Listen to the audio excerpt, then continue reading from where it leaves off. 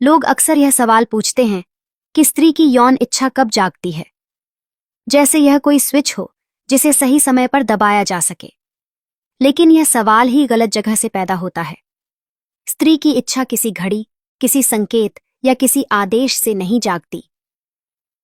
वह तब जन्म लेती है जब स्त्री यह महसूस करती है कि उसे केवल देखा नहीं गया, बल्कि समझा गया है।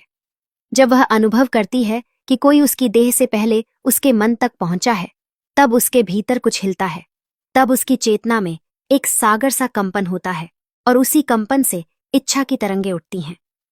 इतिहास ने स्त्री को बहुत देखा है, बहुत सराहा है, बहुत चाहा है, लेकिन बहुत कम समझा है। पुरुष ने उसके सौंदर्य की पूजा की, पर उसकी गहराई को जानने का धैर्य नहीं रखा। उसने उसके शरीर को छूना चाहा, पर उसकी आत्मा तक उतरने का साहस नहीं किया। और जब तक स्त्री को केवल एक शरीर मानकर देखा जाएगा, तब तक उसकी यौन इच्छा को समझना असंभव रहेगा। स्त्री की यौन इच्छा केवल शारीरिक उत्तेजना नहीं है, वह संपूर्णता की पुकार है। वह यह नहीं चाहती कि कोई उसे सिर्फ पाना चाहे, वह चाहती है कि कोई उसे देखे, वैसे ही जैसे अस्तित्व अपनी सृष्टि को देखता है।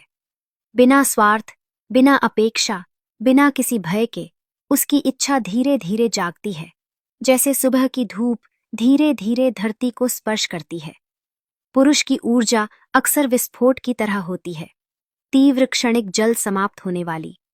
लेकिन स्त्री की ऊर्जा चांदनी जैसी है, शांत, गहरी, फैलती हुई और देर तक ठहरने वाली। उसका शरीर किसी दरवाजे की तरह नहीं है जिसे जोर से खोला जा सके। वह एक फूल है जिसे केवल संवेदना से, प्रेम से, धैर्य से ही खिलाया जा सकता है। एक गलत नजर, एक असावधान शब्द, एक असंवेदनशील स्पर्श उसके भीतर की कली को फिर से बंद कर सकता है।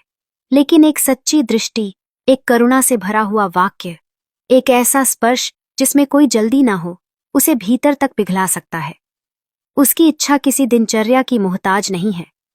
वह किसी कैलेंडर या नियम का पालन नहीं करती। वह एक लहर है जो सुरक्षा से जन्म लेती है, विश्वास से गहरी होती है और स्वीकृति से खिलती है।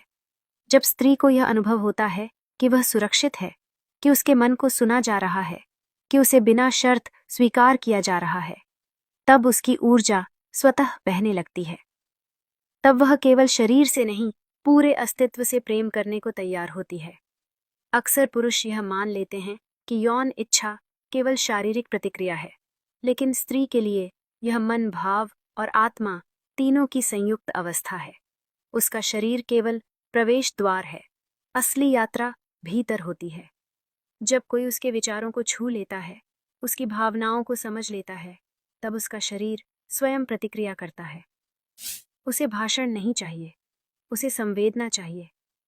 वह यह नहीं चाहती कि उसे समझाया जाए, वह चाहती है कि उसे महसूस किया जाए। वह चाहती है कि कोई उसकी आंखों में झांके बिना उसे वस्तु बनाए। वह चाहती है कि कोई उसके मौन को सुने बिना उसे सवालों से तोड़े। और जब कोई ऐसा कर पाता है, तब उसकी देह का हर कण प्रेम में बदल जाता है। कुछ समय ऐसे होते हैं जब उसकी यौन ऊर्जा अधिक प्रबल होती है। विज्ञान इसे हार्मोन का उतार चढ़ाव कहता है, लेकिन इसे केवल रसायन तक सीमित कर देना अधूरा सच है। यह प्रकृति की एक गहरी योजना है। जब उसका चक्र पूर्णता की ओर बढ़ता है, तब उसका मन भी अधिक खुला होता है। लेकिन केवल वही क्षण निर्णायक नहीं होते। निर्णायक ये होता है कि उस समय उसका मन कितना शांत है। यदि वह तनाव में है तो उसका शरीर सिकुड़ जाता है। यदि वह भय में है, भई भई भई, तो उसकी ऊर्जा रुक जाती है।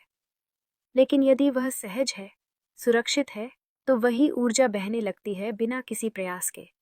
इसलिए वही पुरुष स्त्री की इच्छा को जगा सकता है जो प्रेम को समझता है, नहीं जो बल्कि धैर्य समझ रख मानता सकता है। जो स्त्री तब प्रतीक्षा को खुलती है जब कमजोरी उसे लगता है कि उसे स्वीकार किया जा रहा है, बदला नहीं जा रहा। उस क्षण उसकी यौन ऊर्जा ध्यान में बदल जाती है। तब वह केवल एक देह नहीं रहती, वह एक प्रवाह बन जाती है।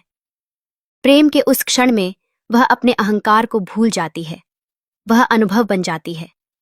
वह स्वयं को मिटाती है ताकि प्रेम जीवित रह सके। यही अस्तित्व की चरम अवस्था है। जब स्त्री की इच्छा भीतर से उठती है, भाव से, विश्वास से, तब वह अपने पूरे अस्तित्व से प्रेम करती है। उस समय उसका शरीर, उसका मन और उसकी आत्मा एक लय में आ जाते हैं। यही एकता उसकी ऊर्जा को साधारण सुख से ऊपर उठाकर दिव्यता में बदल देती है। यदि पुरुष यह समझ ले कि स्त्री तक पहुंचने का मार्ग उसकी देह से नहीं, उसके मन से होकर जाता है, तो प्रेम में असफलता संभव ही नहीं रहती। जो पुरुष धैर्यवान है, जो जल्दबाजी नहीं करता, वही वास्तव में स्त्री को पा सकता है, क्योंकि प्रेम में जल्दी नहीं होती। जब स्त्री प्रेम करती है तो केवल दो लोग नहीं मिलते, जीवन स्वयं नया रूप लेता है। उसकी ऊर्जा एक पुल बन जाती है जो शरीर से आत्मा तक ले जाती है।